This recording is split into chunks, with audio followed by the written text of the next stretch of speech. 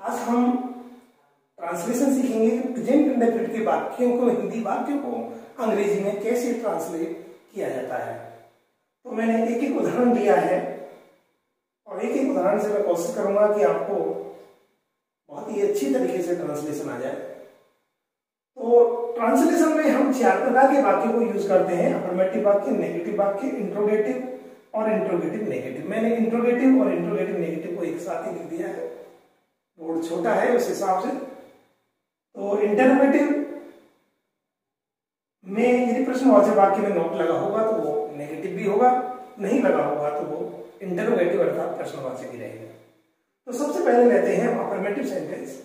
Affirmative sentence में मैंने आपको बताया था कि प्रेजेंट इंडेफिनिट टेंस के अंदर अफर्मेटिव सेंटेंस में वर्ब की फर्स्ट फॉर्म या वर्ब की फर्स्ट फॉर्म के साथ एस लगता है। वर्ब की फर्स्ट फॉर्म या वर्ब की फर्स्ट फॉर्म के साथ एस लगता है। तो मैं आपको बता दूं, जो क्रिया हमने याद की है पहचान के रूप में, यदि इसके आगे सब्जेक्ट लगा दें और पीछे ऑब्जेक्ट लगा दें तो यही सेंटेंस पैटर्न बन जाता है। फॉर एग्जांपल, यदि मैंने कहा कि प्रेजेंट इंडेफिनिट के अफर्मेटिव में वर्ब की फर्स्ट फॉर्म या वर्ब की फर्स्ट फॉर्म के साथ एस लगता है, तो इसका पैटर्न हो गया, सेंटेंस बनाने का पैटर्न हो गया वो सब्जेक्ट प्लस वर्ब की फर्स्ट फॉर्म या वर्ब की फर्स्ट फॉर्म के साथ एस प्लस ऑब्जेक्ट, और जो कुछ बच गया एक्सेट्रा वो अलग है। यदि मैंने कहा do does not plus first form लगती है तो इसका मतलब ये हो गया कि नेगेटिव सेंटेंस में सब्जेक्ट प्लस डू या does plus not plus verb की फर्स्ट फॉर्म प्लस सब्जेक्ट, अर्थात जो क्रिया आपने याद की है उससे पहले सब्जेक्ट लगा लीजिए, पीछे ऑब्जेक्ट लगा लीजिए, वो सेंटेंस बनाने का आपका जो पैटर्न है वो बन जाएगा। तो हम लेते हैं सबसे पहले कि हमें चाहिए प्रेजेंट इंडेफिनिट के अफर्मेटिव वाक्य में। पहले देख लेते हैं कि आप कमरे में हिंदी पढ़ाता है, रामबुद्धन अपने कमरे में हिंदी पढ़ाता है, ताहे ती है ते है। हमें या तो फर्स्ट फॉर्म यूज करनी है या फर्स्ट के साथ एस। तो सबसे पहले हमें लगेगा सब्जेक्ट, फिर लगानी है हमें वर्ब की फर्स्ट फॉर्म या वर्ब की फर्स्ट फॉर्म के साथ एस, और उसके बाद हमको ऑब्जेक्ट या जो भी आपका बच गया एटसेट्रा यूज करना है। तो हम इन वाक्यों को सबसे पहले लेते हैं। तो हम सबसे पहले चाहिए हमें कर्ता। कर्ता कौन होता है? कर्ता वो होता है जो इस कार्य को करता है। पढ़ने का काम जिसने भी किया है वो करता है। हमने लिया राम, मैंने पहले ही बता दिया आपको कर्ता लगाना है, उसके बाद फर्स्ट फॉर्म या फर्स्ट के साथ एस। तो ये भी मैंने आपको बता दिया फर्स्ट कहाँ लगाना है, फर्स्ट के साथ एस कहाँ लगाना है। तो मैंने आपको पहले बताया था कि वर्ब की फर्स्ट फॉर्म में एस तब लगेगा जब कर्ता he, she, it, N, M हो। He, she, it, N, M third person singular हो तो आप वर्ब की फर्स्ट फॉर्म में एस लगाएंगे, और यदि ही, सी, इट, नेम नहीं हो तो अन्य के साथ केवल वर्ब की फर्स्ट फॉर्म यूज होगी। तो यहाँ राम नेम है, एक नाम है, यहाँ वर्ब की फर्स्ट फॉर्म में एस लगेगा। तो कर्ता के बाद चाहिए हमें फर्स्ट या फर्स्ट के साथ एस।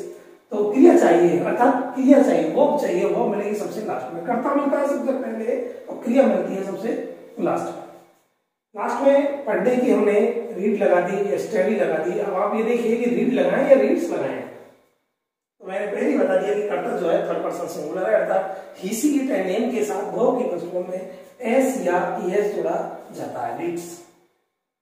आपको सिर्फ कर्ता लगाना है और लास्ट वाली क्रिया। उसके बाद आपको ध्यान रखना है, मैं आपको बता दूं, आपको इस क्रिया से प्रश्न पूछने हैं, किसे, क्या, कहां, क्यों, कब। किसे,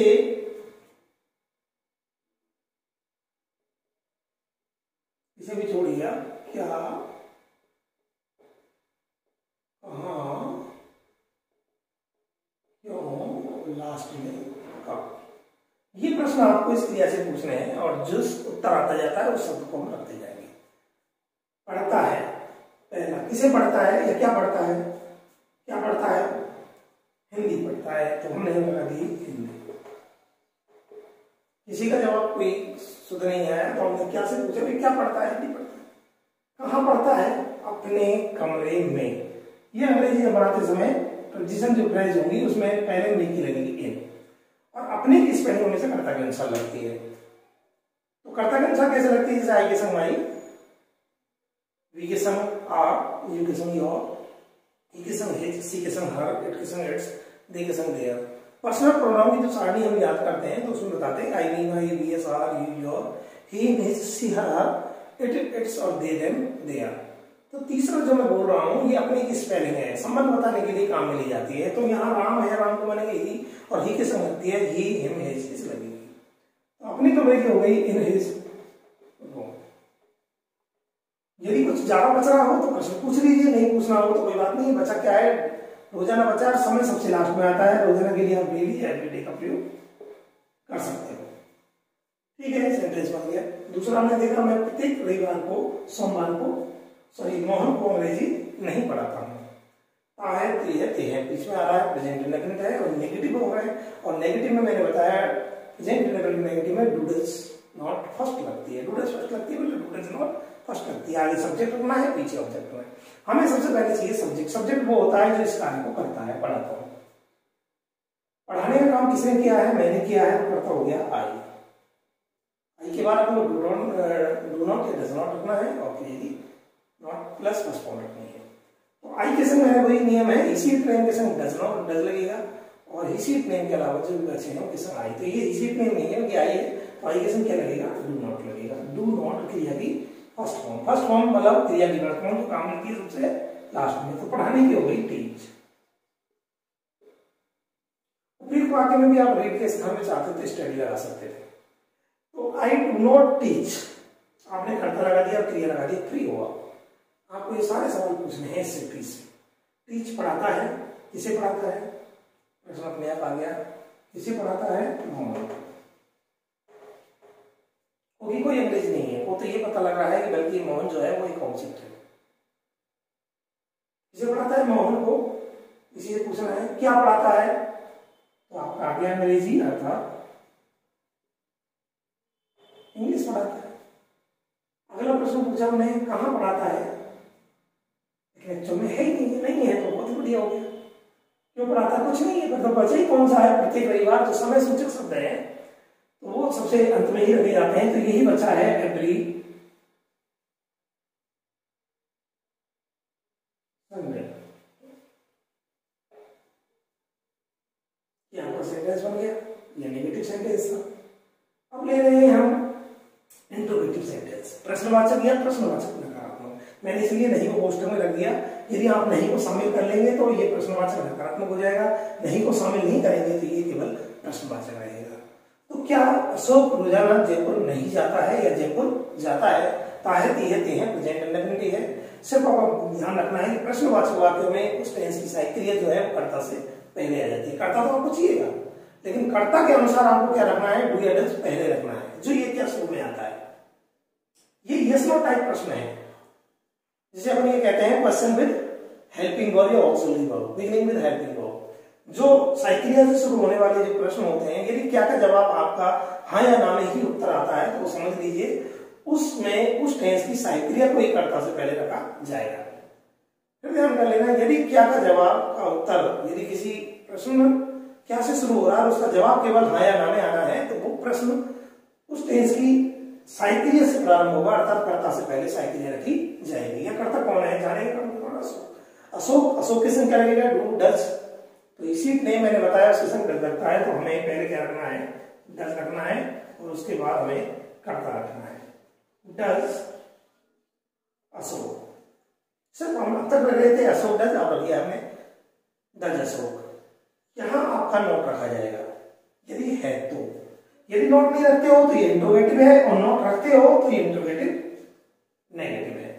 तो मैंने नोट रख दिया है कि नोट है। यदि नोट है तो यहां रखा जाएगा, नहीं है तो। और यदि नहीं है तो ये केवल इंट्रोगेटिव होगा, यहां नोट रखने की कोई आवश्यकता नहीं है। अब आपको चाहिए वही, आपने वही डू नॉट डज नॉट का प्रयोग हो गया एक तरह से, और आपको फर्स्ट फॉर्म चाहिए, वो क्रिया चाहिए। फर्स्ट फॉर्म मतलब क्रिया चाहिए, क्रिया काम लेगी सबसे लास्ट में क्या काम हो रहा है, जाने का गो। ध्यान रख लेना, डू डज नॉट, डू हो चाहे डज हो, इनके बाद हमेशा फर्स्ट फॉर्म यूज होती है।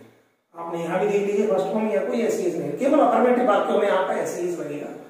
फर्स्ट फॉर्म या फर्स्ट के साथ डू डज जहां भी लगेगा वहां केवल फर्स्ट फॉर्म का यूज होगा, कोई एसईएस का प्रयोग नहीं होगा।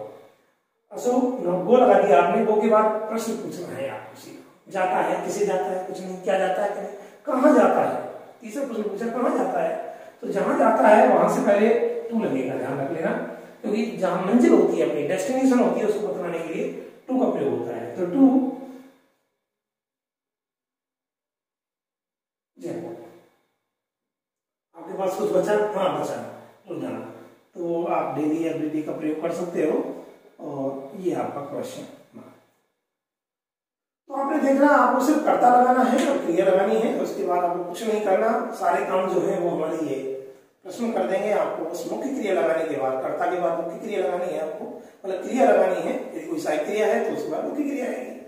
तो उसके बाद आपको कुछ नहीं करना, आपको सारे प्रश्न पूछने हैं उस मुख्य क्रिया से, और उसके बाद आसानी से जो जवाब आता है उसको रखते जाना है। आपको कितना ही बड़ा क्या वाला जो वाक्य होगा वो आसानी से बन जाएगा। आज के लिए इतना ही।